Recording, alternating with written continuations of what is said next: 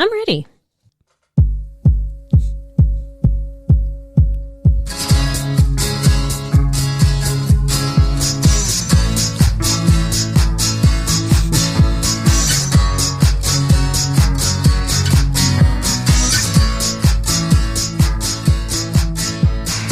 Well, howdy, Holly. Well, hello, Dave. What's going on? And hey, welcome. Welcome, everybody, to What Difference Does It Make? The podcast. The podcast featuring all things 80s, but mostly music. Correct.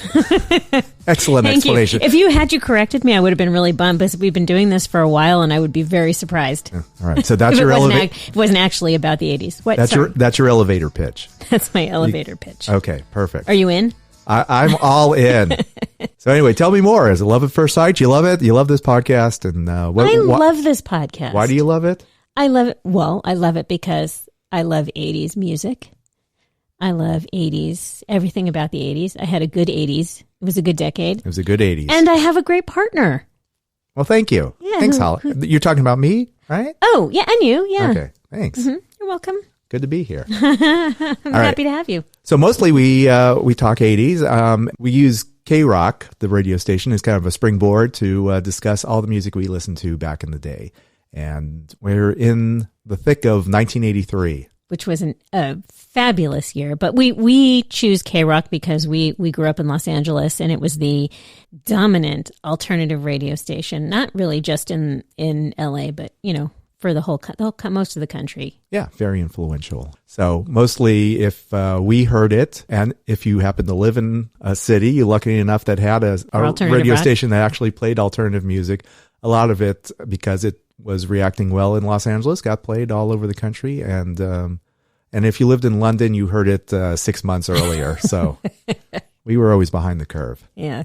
So thanks. So we're in 1983, but really, you've heard this stuff before 1983. Possibly. Right now, we're in 1983. We're counting down the top 106.7 songs. We've had a few episodes already. We're doing it in 10-song chunks. Right now, we're in the 70s chunk. Well, we're starting with 80. Starting with 80 and counting down to 71 this episode. And we should probably explain 106.7 songs. That was the frequency of KROQ. It still is the frequency of KROQ. Still is, indeed. Still on the air. Yep. Knock on wood. Yeah. Still kicking. Yeah. There was, back in 1983, there was a countdown of the most popular 106.7 songs. Currently in 2020, the year of our Lord 2020, or whatever it is. How do they say that? Edit that out. We cool? We cool? We cool. Okay. So the list has been pared down to 80, to the top 80. So there have been 26.7 songs that have been eliminated from the original list. And some songs have been moved up. Some songs have been added in after being omitted in 1983. Some fell off. So I will ask Holly if the song that we are talking about is on the current top 80 of 1983 for the HD2 KROQ of the 80s channel. That's a mouthful. Anyway, if it's in the updated list, there's I'll let you know. And Holly will let me know, and then I will tell her why she's is wrong. Yeah, but mostly I go with my feelings about it. If I want it to be there, I'm going to tell you it's there. Of course. As you should. Hey. All right, shall we get started? Hey, number 80. Number 80, Stray Cats. She's Sexy and 17. The last couple of weeks, we've been talking about parentheses. A lot of parentheses. There's another stupid parentheses. I don't understand this one. This doesn't make sense, but it's she's in parentheses. She's sexy and 17. Like we wouldn't know if it was she, if it was only called Sexy and 17. Right. We don't want them to think that's, talking about a guy. Yeah. Well, I don't know. He's sexy and 17. Well, it works either way, but the song, I don't know why they put that in parentheses. It's hilarious. I don't either, because it was the year of the parentheses, maybe. I don't know. It really was. Do you like this song? Do you remember this song? Do you? You're a Stray Cats fan. We loved "Built for Speed." This was off their next album, Rant and Rave. Okay. Yep, Rant and Rave with the Stray Cats, I think, was the full album. I mean, you want to know who you're going to rant and rave with. Yes. As if we wouldn't have recognized it from the first, guitar lick. I like this song But you have to remember that there was a lot of time where I was just into the song, it's got a good beat and you can dance to it, as opposed to, really internalizing the lyrics. So I went back and I looked at this. I read a review of this. It was very biting, By the way, in 1983, how old were you? I was 18. Were you? Okay. Well, I was 7. I turned 18. So I was 17 for 4 months of 1983. Yeah. Yeah. So you're right in, This is a song about It could Holly. have been written about me. Exactly. No, this song would never have been written about me, especially all right, so at that age. Go ahead. You were going to touch on the lyrics? Or what? Do you like the song? It's a Stray Cat song. It's fun. Yeah. It's got a good beat and you can dance to it. Right. Did you have any objection? I mean, I didn't have an objection at the time. Right. Of course not, because you were sexy and 17. I wasn't, but I wasn't really paying. Thank you. Mm-hmm. I'll take that as a compliment. Yeah. I just, It was, okay. So this was less creepy in that it was high schoolers talking about themselves. They were not in high school, though, is the problem. No, it was a viewpoint. No, you look at the lyrics. You think it's a viewpoint of a high schooler towards another even though high Brian schooler. Setzer probably was 30 at the time. He was taking the character in the story is in high school and he's skipping school. And that, they're talking about high school. Okay. So I think they're both 17 in the song. Okay, that makes me feel a little bit better because I should have listened more closely, but some of the reviews I read perceived it as he was writing about a girl who was sexy and 17 and he is too old to be doing that. I was thinking the same thing. Mm-hmm. And I actually, like you, I looked at the lyrics and like, okay, I'm not as creeped out as I could be, possibly be. I don't know what it was about the age 17, but it's a lyrical year. A lot of people, how many 17 songs can you mention? Winger. That's a good one. There was a song called 17. I'm only 17, but I'll show you love like you've never seen. Okay, that is not good. No, it's not good. So what is it? Is it that 17 sounds good or really the age, or does it just sound good in music? I don't know, because you're as Britney Spears said, you're not a girl, not quite a woman. Okay, now it's starting to get creepy. Right. But, even the beat, Paul McCartney, and I Saw Her Standing Here, she was just 17. You know what I mean? Yeah. He didn't know what he meant, but it rhymed, but it still sounds kind of creepy. Yeah, layering. it does. That's right, Paul McCartney. I was thinking the Ringo Starr. Oh, well, that's 16. 16. Yeah. But that was more innocent. I think that was. All right. Right. 16 is innocent. 17 is, not quite a woman. No, we're getting there. So, I mean, even you got your Dancing Queen, Young and Sweet, only 17. Very good. Wow. What else? Of course, there's Stevie Nicks, All Alone on the Edge of 17. Well, of course, Meatloaf, Paradise by the Dashboard Light goes, because we were barely 17 and we were barely dressed. The Cars, Let's Go. And She Won't Give Up because she's 17. Wow. Of course, the Janice, there's a little more. At 17. Yeah, it's Janice Ian. I learned the truth at 17 that love was meant for beauty queens. There was a couple more, some contemporary ones. There was Alicia Cara at 17. I couldn't wait till I could be 17. I thought he lied when he said, "Take my time to dream. Now I wish I could freeze the time at 17. Blitzen Trapper had a song called Fur, which is really good.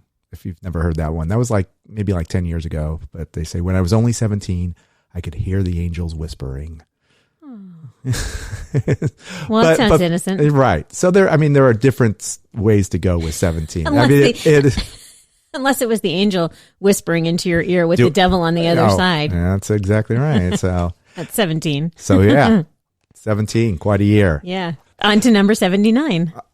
Stop it right there. Back it up. Make the sound. No. Is Stray Cat, She's Sexy and 17, is that on the updated list? It is not. Correct. Hey, 1 for 1. Yay. Okay. We've forgotten all about Sexy and 17. Yes. So talking about sexy, number 79 is Freyr's Doot Doot. You think this is sexy? This was although I did not participate in this, I think this was the ultimate makeout song. You put on Doot Doot and oh, okay. Really? It's business time. Let's, oh yeah. Very interesting. Oh, put it on and get in the mood. I listened to it, but it didn't put me in the mood. Well, maybe when I was 17, it would have put me in the mood. Yes. Wow. Okay, well, thanks for that. Now I have that image in my head. Okay, yeah, next time you hear it. 17-year-old. Next time put it on your playlist of special songs. Yeah. I know you have one. How did you know about that? Oh, sure. We all soundtrack our own I do. thing. I actually put mine in so it's not obvious. I add mine into, another playlist. Like it's encoded so you kids don't find it? Hilarious. Okay, Doot. Yeah, Freer. As you know, I can't pronounce any names. Freer. I think it's Freer. I looked it up. Yeah. It sounds like Freer. Okay. I'm going to go with that. Do you remember it from the movie Valley Girl? I did not. Okay. Yeah, it is in Valley Girl. Oh, that's exciting. Yeah. These guys, Carl Hyde and Rick Smith, were also in the band Underworld. Do you remember them? I do not. Do you? Did you? I do for the song Born Slippy, which is in the movie Trainspotting. And Born Slippy is an amazing song. That's one of my, I love that song. Born Slippy sounds like a Run DMC song or something. Well, it could be. Maybe I'll put it on the Spotify playlist just so you remember. Okay, please do. You've seen Trainspotting, haven't you? Yeah. Good. Yeah. Okay, nice. Yes. Good to hear. Okay.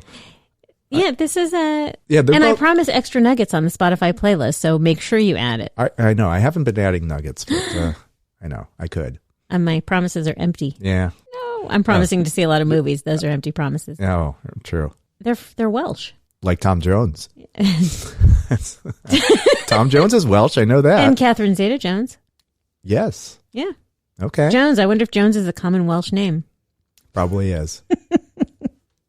Yes. Can you speak Welsh? Did you see? You haven't been watching The Crown, have you? No. Okay. I am going to watch The Crown, though. I am. That's not an empty promise. Okay. You should. Yes. There's a Welsh episode in there. Oh. Yeah. Okay. Yeah. I'm in. Okay, good. Do you know that they originally only had a squiggle for a name, like a squiggle line for a name? Oh, kind of like what Prince did for a bit? Yeah, but the label insisted that they have a name. Prince could do whatever the hell he wanted. And so the squiggle was pronounced? Freer. Perfect. I'm sure the label was really happy with that. So aside from how this song made you feel. I love this song. I do. Yes. Something simple, but it's, I don't know, it just kind of builds a little bit. It's not really catchy, but it's got this groove. That's why I don't know if it's even a groove. It's just, I don't know what they're singing about or what's going on, but it's something. Something's happening. It's something. Which is probably why it was a makeout song. So their meaning, the meaning that they have to the song, it's not a deep, mysterious song. It's about seeing someone, being attracted to them, feeling like they've taken center stage in your life or your mind or your heart, and then they are gone and you're wondering, was that real? Were they ever that shining, beautiful person I thought they were, or was that just another dream? Look at that. Huh. Okay. That's good. That's my kind of music. All right. Very good. I love it. Is this on the list? Oh, I don't think so. It is on the list. Okay, good. Number 68. It's moved up 11 spots. Okay, that makes me happy. Good. All right. I'm 1 for 2. 1 for 2. Okay. Moving on to yes. Sorry, I got it. The anticipation excited me. All right. For this song, this is In Excess, Black and White. Yeah. What do I like about it? Yeah, I mean, Black and White really. I mean, it was a good song, but yeah. I don't think it was necessarily. Was it a single? I don't think it was a single. It wasn't a big selling single if it was, but the album. This was on their first album, Shabu Shuba. Right. Okay. So this came out. It came out in '82. Mm-hmm. The album, but I guess this came. They started playing this in '83. Yeah, that's when they got their first American deal. You know what's interesting? A little bit. Do tell. Just because, as we're talking singles, what's your favorite song? There's a single on this Shabu Shaba album. You bought this? Were you all in on this? I bought most of their albums. I was a huge In Excess fan. All right, so the song "Don't Change" is on this album. One of my all-time favorite songs. Period. It is not on the KROQ list at all. It doesn't make an appearance at all. Why would that be? I do not know, but one of those. That song is not there, but Black and White is. I don't know why they. It's interesting why that one was chosen. Why I chose. I wonder if the unfamiliarity in this country, and it was just like a random, how singles are chosen. Normally, we can even tell, our layman's ears what might be a single from an album. Sure. First released to radio. Right. Right? I don't know. Maybe Usually they blew the it with hook. this one. I don't know. I did look on YouTube. There's a great clip of them singing this song "Black and White" at the House Festival in '83. Oh, did you go? You didn't go because we talked about this. Yeah, I did not go to the House Festival, but yeah, he's very dynamic, and it's funny. I think it's before INXS broke, so you're watching the audience out there. The band is playing, and Michael Hutchence is being Michael Hutchence, but not a big reaction from the audience. They're playing in the daytime, and people are just kind of absorbing what they're trying to gather. Yeah, trying to but it was shortly assess after what they're seeing. Like, am I liking this, or I don't know yet. So it's kind of cool just to see a band on the verge of breaking. Well, I think the public decided they liked them. Yeah. Would you say you were a fan of INXS? I liked them. I think it was when Kick came out that I started to really like them. Yeah, but I was never a super fan. I liked them. Yeah. I didn't love them like you did. I loved them, and I was devastated. I also learned something new, which I did not know. So Tim Ferriss, he severed his ring finger in 2015. By doing? He caught his hand while operating a winch on his boat in Sydney. How many times have I told you to be careful of the winch? With the winch? You do, and so I am, and that's why I have on my fingers. That sounds like such an Australian word. Winch. Winch. Watch the winch. Yeah. So he had 2 surgeries to reattach his digit, but he was left with permanent damage. So can he play anymore? Uncertain, as of this information, uncertain if he'll ever be able to play properly. Wow, that's crazy. Yeah, I know. So enjoy life while you can, people. Yeah. Stay away from the winch. Stay away from the winch. How many times have I told you? Yes. Okay, is this on the list? I don't believe this is on the list, and I'm not cheating, I promise. Okay, that is correct. It is not on the list. Okay. But I think Don't Change so much. He'll be on eventually. Well, this is as good a time as any to take a break, so we'll be right back.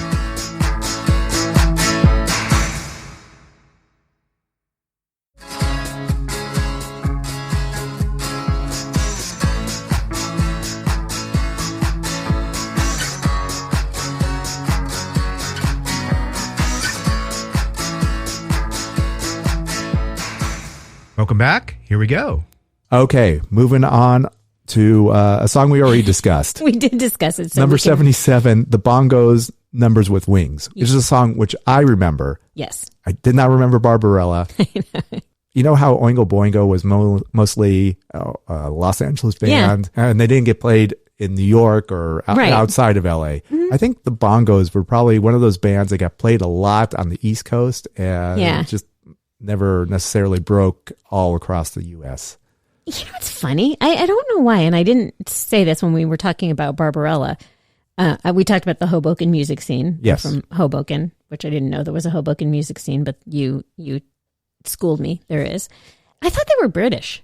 Oh, really? I don't know why. I can't. I don't know if it was their sound or I don't know. That happened with a lot of bands. Where first time you hear them, you think they're British. Yeah. I think I remember the first time I heard Nirvana, I thought that was a British band. Really? Yeah, had no clue. Like, okay, yeah, rock. Okay. No, I didn't. Yeah, before I realized there was the Seattle scene, and that was like, oh, of course, this is grunge. This is I don't know. Once in a while you hear something and you assume that a band is from somewhere, but that's not necessarily the case.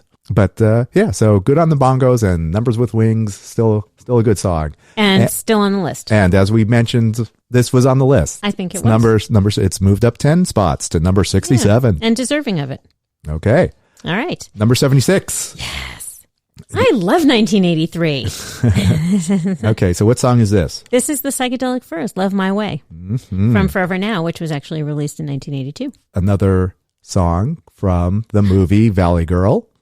Valley Girl, yeah. Indeed, it is. Yeah, it is, Frank. Yeah. Yes. You're questioning me. Don't question me. This is correct. But okay, so it's from Valley Girl. Do you remember? It was a scene. It was a bathroom scene, right? Nicolas Cage surprises Deborah Foreman in the bathroom at a party. However, you know this because of licensing issues. Please keep going. Okay. Should I finish my story? Yeah. I figure you already know. I don't want to tell you anything you don't know, but I'm also educating our audience. Mm-hmm. This song and others from the soundtrack, like Who Can It Be Now, had to be replaced on the DVD because of licensing issues, which is kind of a bummer because these songs really make that that movie, which was so 1983. Yeah, I've heard. I mean, that's a big problem. I remember there's two shows, WKRP and Freaks and Geeks had a hard time licensing all of the music that was on there. Yeah. I think they eventually got the original licensing for, get those songs. I think for both. Yeah, for both shows. Freaks and Geeks must have, because they had some good. Yeah, they had some good choices. Good on stuff there. in there. Yeah. Were you a Psychedelic Furs fan? Oh, yes. I love this song. Love this song. Plus, it has marimbas. How many marimbas songs can you name? Oh, please just tell me. Come on, give me one. Think of a band we saw together in 2019, way back in 2019. It was a band that headlined, and they have this song that's The Cure. Yeah. It's a song called The Love Cats. Okay, yeah, that uses a marimba. The marimba. There's Haircut 100. Come on. If I say that, let's Love see. Plus One. Very good. Okay. If I say The Violent Femmes, would you know? Dun, dun, dun, dun, dun, dun, dun, dun, dun, dun. I can't hum the. I know. It's Gone Daddy Gone. Yes. Okay. Daddy, yes. There's the Thompson Twins, Hold Me Now. There's a marimba. There's marimba. Song. Yeah, there is. Huh. Robert Palmer's Looking for Clues. That also has. Yes. That's a good one. I like that song. There's a lot of good songs with marimba in there. Yeah, you're right. From the 80s. It seems like it's a subtle instrument, but you're right. Everyone talks about the saxophone solos in 80s music, but there were some good marimba songs from the 80s. I think I prefer the marimba. All right. But do you know, this is a fun fact, who is playing the marimbas on Love My Way? He's the producer of this song. And his name is Todd Rundgren. Oh, Todd Rundgren. Yes. He's playing the marimba? He's playing the marimbas That's on really this cool. song. I thought so too. I had no clue. I didn't know he produced it. I didn't know he played the marimbas, but that is indeed according to Wikipedia, which would never lie to me. No, Wikipedia. Oh, yes, it was actually. You're right. You are correct. I know you weren't giving wrong information, but he had I don't know if it was originally written into the song. I think he might have decided to add it when they were in the studio. I mean, his studio. Yeah, it's everything in that song. That's what makes it memorable. Yeah, that's so great. Do you know what other movie that this song was in? Go ahead, tell me. The Wedding Singer, 1998. Okay, that makes sense. Mm-hmm. Did you ever see that? Yeah. Okay, I used to go to a lot. I don't see as many now, but I've seen everything, okay. For a period. Yeah, well, I mean, when you hit late 90s, maybe you stop seeing movies. 98, that was when my daughter was born, so... My first child, also my oldest child. Your oldest daughter. How can we awkwardly say that? She's my oldest daughter, and she's my youngest daughter also. Okay. Is this song on the updated list? It better be. It better be, is what you say? Is it is. Yes. It's moved up 10 spots as well, number 66. Oh, yay. Hey, facts. Did you know this? It was also in the movie Call Me By Your Name, which I did not remember. It was in a dance party sequence, so maybe which is just like background music. But yeah. I actually, now that you say that, I do remember hearing that song. I'm like, some songs, it hits me, or I remember, or usually it's an 80s song. Yeah, we remember seeing it in the movie. that's kind of cool. I hear, here's a song I know, usually. This movie was made for me. Yeah, right. Yeah. Okay, so yes. Yay for the Psychedelic Furs. Yay. Love. Indeed. And they still play around. They still play headlining shows, like big, We need to go see them. One day. Yeah. I'm sure that they play like every summer, so I'm sure we'll get an opportunity to do that. Okay. You know he's also a painter, Richard Butler? Most of these artists, a lot of these artists are. Usually they go to art school and then they drop out. Yeah. And then to form rock bands, and so apparently that's what Richard Butler did. Well, he's still painting, so he didn't give up. Well, I don't know if he's still painting, but he had an exhibit in 2013. I know that was 7 years ago now, but that's fairly current. Sure. No, I'm sure he's still painting. I'm sure he's painting right now. Dollars to Donuts. He's got a paintbrush in his hand. Dollars to Donuts. I like that. Yeah. Okay. All right. Number 75. Another one. I love it. Midnight Oil. All right. Another Australian band. Yes, The Power and the Passion. Power and the Passion. Mm-hmm. I don't know how tall Peter Garrett is, the lead singer. He's like 8 feet tall. He's like yes. He's like a colossal man. Yeah. The bald guy. I remember seeing this video of him. Yeah. Even in a video, like, this guy looks abnormally He's a damn big tall. presence. Yeah. It's crazy. Yeah. He's great, though. He's a good guy, too. I mean, he seems like it, really, passionate of Power in the Passion. Mm-hmm. He declared it. This is like a U2 type band in '83. Like they're a serious band, but they're gonna rock you. They're gonna rock this town all night. Yeah. But they also have a message behind it. So yeah. The lyric, it's better to die on your feet than to live on your knees. That's always stuck with me. Yeah. That's like, yeah. So yeah, that was kind of a call to action. Action. Yeah. He's big on the environment and preserving the environment. Yeah. So this song, we're going to talk Australia right now. Okay. In 2018. We should talk Australia. Yeah, one day we will. We got to get the Aussie in here. Yeah. But in 2018, Triple M, that's kind of like the BBC. Familiar with them? Yeah. No, Triple M is not public radio. Triple M is private and BBC is. But yes, the music they play. Is that what you're talking about? Sort of like, yeah. Yes. Okay. Sorry, nitty gritty of radio. So Triple M, go ahead and explain that again so I understand. Triple M, BBC is public radio. It's taxpayer supported. Right. Even though they have channels that appeal to, it's not just like what we see as public radio like NPR. BBC has, all their channels, and one is geared towards a younger audience. One is, news. They have BBC foreign service. Triple M is a rock network owned by a big corporation. It's not publicly funded. Gotcha. Okay. I had no idea. Yeah. Oh. You're Miss International. Well, radio. Anyway, they did the most Australian songs of all time. And that was called the Ozist 100, right? Yes. Yes. Okay, so you saw this. All right, so Tell me. All right, so Power and the Passion was number 29. Pretty good. Pretty good. Mm-hmm. All right, you'll never guess what number one was. What was number one? Because it's so Australian that I don't even know. I had to play it, but I had no idea what it was. What is it? It's by a band called Cold Chisel, and the song is called K-Sun. And it's kind of like a country rock song. It reminded me a lot of John Mellencamp, like that type of sound. Oh, okay. But yeah, it's just about an Australian Vietnam veteran dealing with his return to civilian life. And apparently this means a lot to Aussie. This song struck a chord with them. It came out in 1978. So what do you think was number 2, the most Australian song? Came from the 1980s, from an Australian band. And it's not Australian band, that Land Down Under, that band? That You mean that Men at Work? Yes. Very good. Who Can It Be Now is number 2? No. Number 2 is Down Under by Men at Work. Oh. But you got I thought you were just referring to the place. No, I was trying to give you I'll just lead you along the way. Okay. Gently You take didn't you. lead that one really well. No, I'm sorry. Okay. Can you name what was the number 1 AC/DC song, or the number 5 was by AC/DC? Can you name? You think you can name the song? That's the most Aussie song. Is not Highway to Hell? No. Hell's Bells? That would not be. No. Back in Black? I don't think you want any of those songs to represent Australia. Oh God. But okay, I'll tell you, it's a long way to the top if you want to rock and roll. Oh, that's very good. Yeah. So what would be the top Midnight Oil song? Oh, Beds Are Burning. Beds Are Burning. That was number 9. Okay. What would be the top INXS song, Aussie song? The top INXS song would be, is it from Kick? What is it? The song's Never Tear Us Apart. Oh, yeah. So that was number 18.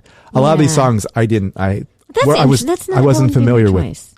Yeah. It was kind of... Never Tear Us Apart, right? Of course. Yeah, okay. So it's kind of fun. I mean, a lot of these songs that I looked on that list, I didn't recognize any of these, but these were like the big, the Australian bands that made it big. So those are the songs. So check out Cold Chisel. Okay. K-Sun. I think that's like a drinking. I think that's a song you're at the bar and you put that on the karaoke and everyone sings along, raises a pint. Okay. I don't know. Okay. I'll Cold Chisel. Cold Chisel, K-Sun. So enough Aussie talk. Well, it's really never enough Aussie talk, but okay. For the purpose of this podcast, for now, for today. All right. I don't think we talked enough about Peter Garrett, by the way, so hopefully he'll come up. Well, he will come up later, but I think he deserves a whole lot more attention. He is awesome. He does, but, we only have a 30-minute show. That seems to extend to 50 minutes. Oh, is the song on the updated list? Yes, it is. It is. Number 65. Okay. Up 10. Very good. All right. Number 74 is Soft Cell. It's a mugs game. All right. Is it a mugs game? It is a mugs game. I don't know what that means, but it is a mugs game. Yes, from The Art of Falling Apart. No, it's not. I mean, it was a B-side. This was a KROQ thing. This was on it was on the remastered version that came out much later. Okay. So this was a song that again I'm just going to guess that Freddie saw the song Where the Heart Is. He played that and like, this isn't, I don't feel this. Let's see what's on the other side. And he played, then there was It's a Mugs Game. Like, oh, this is better. Let's play this. And it did pretty well for KROQ, for the KROQ audience. And the single didn't really do that well for Soft Cell, the Where the Heart Is.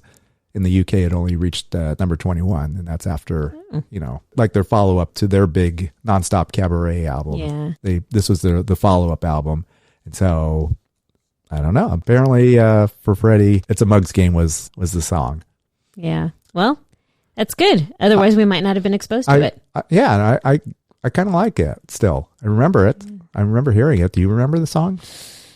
I did not remember the song. I'm embarrassed to say. That's okay. Yeah. Songs I didn't remember. Yeah. It's a weird song where you wouldn't think that you combine synthesizer and trumpet and like, yep. You know what this synthesizer song needs? More trumpet. Marimba. Yeah. That's what it needs. No marimba, just trumpet. But it worked. And so it was a good song for the LA radio audience. Yeah. Is this song still on the list? I don't think it is. It is still on the list. Oh, wow. They've kept it on at number 64. Okay. All right. Well, yay, Soft Cell. Yay, Soft Cell, indeed. I mean, Soft Cell, they're kind of like an LA band, too. I think, even though they're from the UK, I think Mark Almond lives in LA, and I think he's, kind of like Depeche Mode is kind of like perceived as an LA band. Yeah, we've adopted them. Right. They do really well in LA, not necessarily in other parts of the country. Yes. But yeah, Soft Cell could play anywhere. It would play a bigger place than they would anywhere else. And yes, as Depeche Mode, if they ever played, they would play stadiums again. They played. I know. Well, I know. Well, I mean, I'm just saying if they play again, they will still continue to play. Play big. Morrissey is seen as an LA artist. That's true. Yes, you're right. I take your point. Okay. Yeah, don't give me that look. I don't need that look. They're not from LA. How dare you? You know what you're talking about. I know. I shouldn't chime in on that stuff. No, don't worry. All right. Anyway, Soft Cell still on the list at 64. Okay. But back in the day in 1983, they were at 74. And now we go to number 73, Devo's Dr. Detroit. Yeah. Wow. Can you be less enthusiastic about that? Yay. I'm happy to see Devo. Yes, it's been established. I like them. I respect them. They're that sounds like clever an insult to me. No. I like them. No. I respect them. However, that's what I always expect. It's not my go-to. No, it's not my go-to music. That's it. But they're Devo. It's Devo. I don't know what that means. It's actually, it's from a movie. Do you remember this movie, Dr. Detroit? Yeah, with Dan Aykroyd? Dan Aykroyd. I remember it, but I don't remember seeing it. You did not miss anything. Back then? Back then, even now, there was no need to see Dr. Detroit. There's no reason for it to still exist. Actually, there's two reasons for it to exist. One was for the Devo song, which is actually pretty good. Yeah. Not one of their best, but still fun. Yes, it is. I admit. And then apparently Dan Aykroyd met Donna Dixon on the set, and they got married. Is that true? And they're still married, which is crazy, right? That's a great story. Yeah. So there you go. I know you love love. So there's your love story. That's really nice. Crappy movie, but great marriage. Okay, that makes me happy. There you go. So so it makes you happy. There you go. Yeah. Dr. Detroit makes you happy. Yes, it does. Yeah. Is this still on the list? This is not on the list. Of course not. Yeah. No one wants to remember Dr. Detroit except for Dan Aykroyd and Donna Dixon. Yeah. Yeah. Oh, okay. Okay. Moving to 72. Tell me. Heaven 17. Okay. What's the song? Let me go. Did you recognize it when I sang it? Not at all. Yeah. That's okay. I do the But same you do thing. remember the song, Yeah. right? Oh, a tremendous dance song. Yes. This was actually a bigger hit in the U.S. as a dance song than it was in the U.K. It hit number 4 on the U.S. dance charts back in the day and made it up to number 41 on the U.K. charts. Oh, so we appreciated it more. I think so. Yeah. Apparently we did. Yeah. It was big. It got played. Yeah, you're right. I heard it on KROQ. I listened to it on KROQ. But I see some of the stations it was played on, like Power 96 in Miami, which was a dance station. Oh, yeah. Did you read the Wikipedia information on this? Like the ties with Human League and Heaven 17? I guess not. Here's the story of two lovely men. You're talking about Martin Ware and... Right. Okay, Martin go ahead. Ware, Tell me. Do tell. Okay, so the two founders, Ian Craig Marsh and Martin Ware, founding members of Human League. Glenn Gregory had been their original choice when seeking a lead singer for the band, but he was unavailable at the time, so they chose Phil Oakey. All right, so Phil Oakey became the lead singer of Human League. And then, of course, there's creative differences, and, so they broke up in 1980, and Marsh and Ware left, so they left the band, and they formed Heaven 17, which is based on in Clockwork Orange, there's a mention of the Heaven 17 have a song called Inside, which reached number 4. And I guess that's how they chose the name Heaven 17. Oh, okay. So there you go. They had two other bigger hits, which I wasn't that familiar with, Temptation and Come Live With Me, which were top 10 hits in the UK. Love Temptation. Oh, you know that. Okay. Yeah. Yes, okay, so you know it better than I do. I love the song Let Me Go, but were you more familiar with this band? Yeah. I mean, I didn't dig deep, but I know their history. I followed them. Yes. Not physically, just through music. Yes. Okay. Start stalking them. Yeah. No. Okay, so here's our shout out to Dan McGrath because he's so into his little nerdy instruments. This was the first commercial release to feature the Roland TB-303. And I'm sure Dan's like, well, he probably has one. Yeah. It's a I'm sure he has one. It's a bass synthesizer, which later played a pivotal role in the Acid House movement.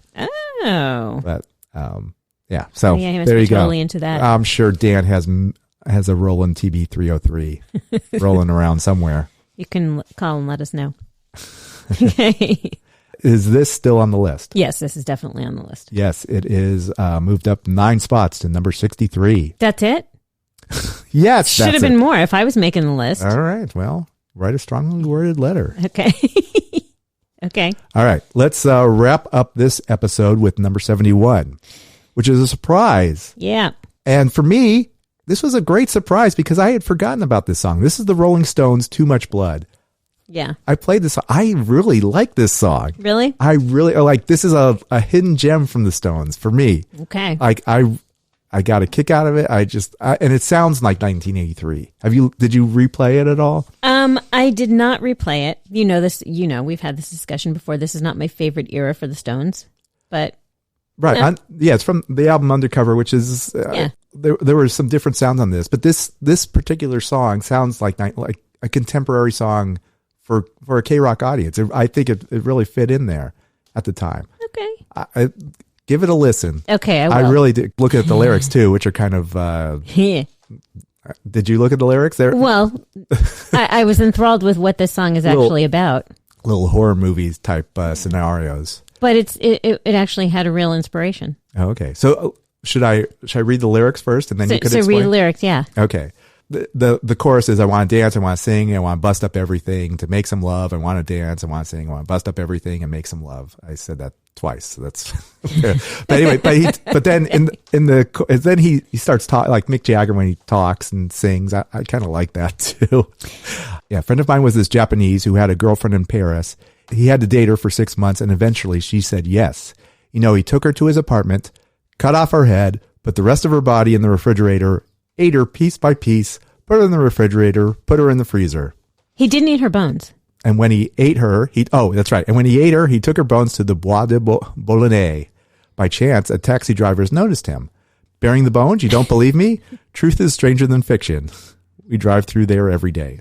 There's that. Then they creates another scenario. Did you ever see the Texas Chainsaw Massacre? Horrible, wasn't it? You know, people ask me, is it really true? You know, where you live in Texas? Is that really what they do around there, people? I say, hey, now every time I drive through the crossroads, I get scared. There's a bloke running around with a chainsaw. Oh no, he's going to cut off me. Oh no, don't saw me leg off. Don't saw me leg off. Don't saw off me arm.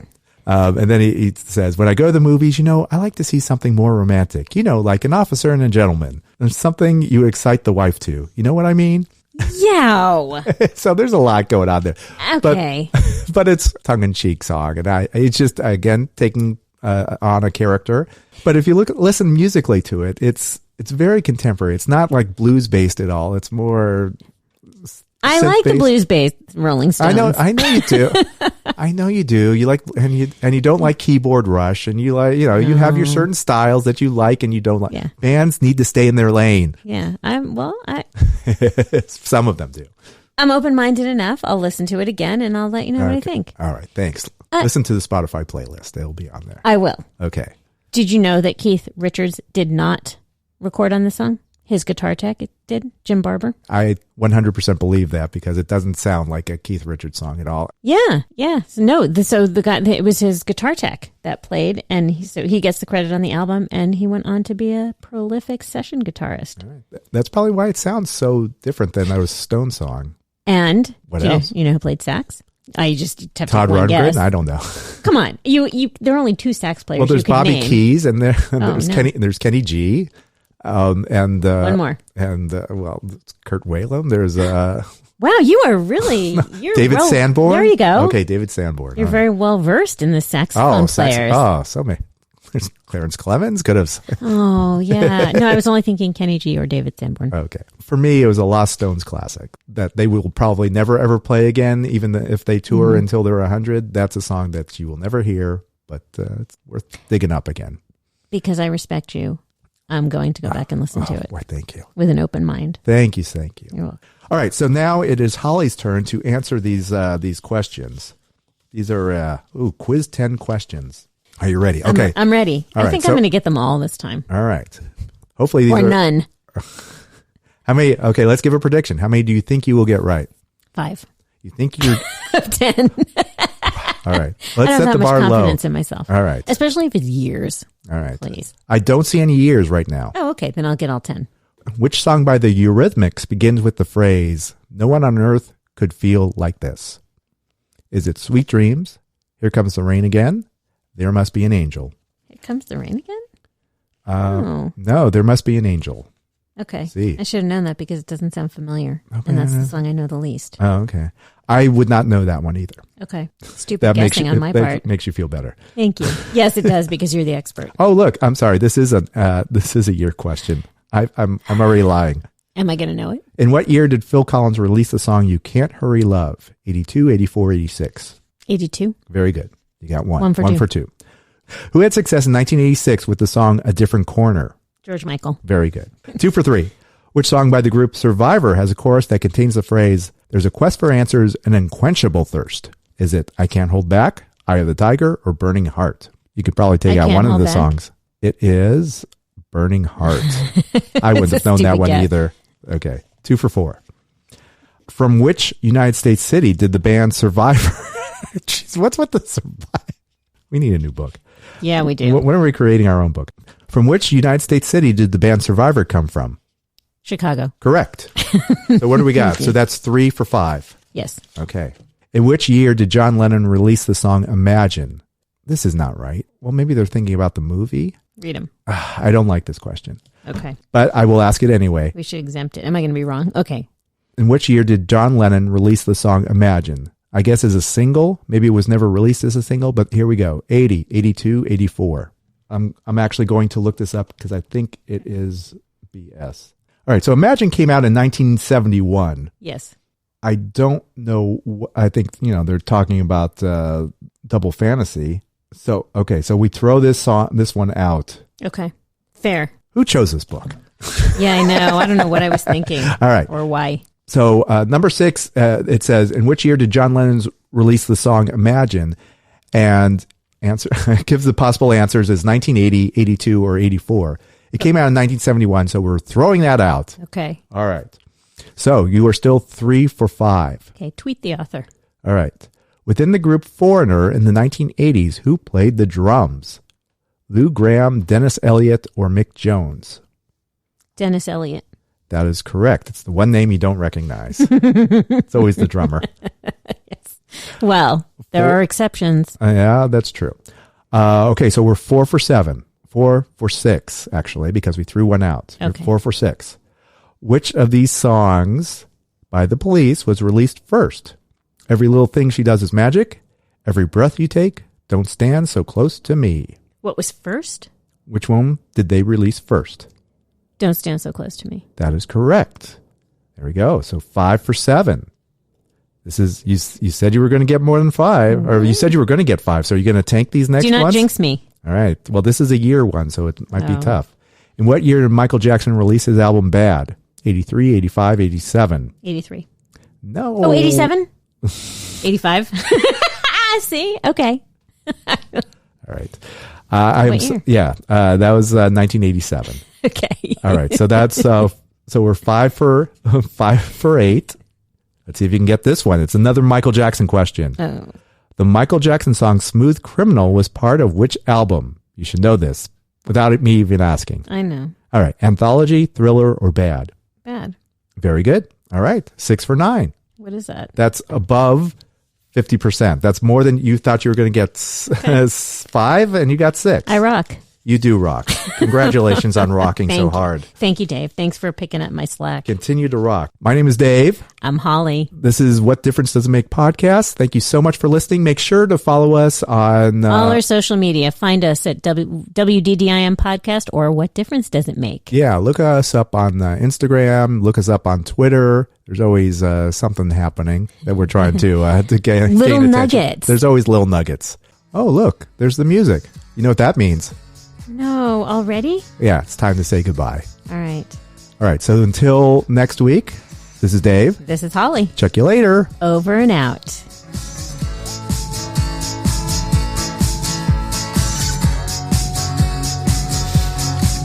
Bye-bye.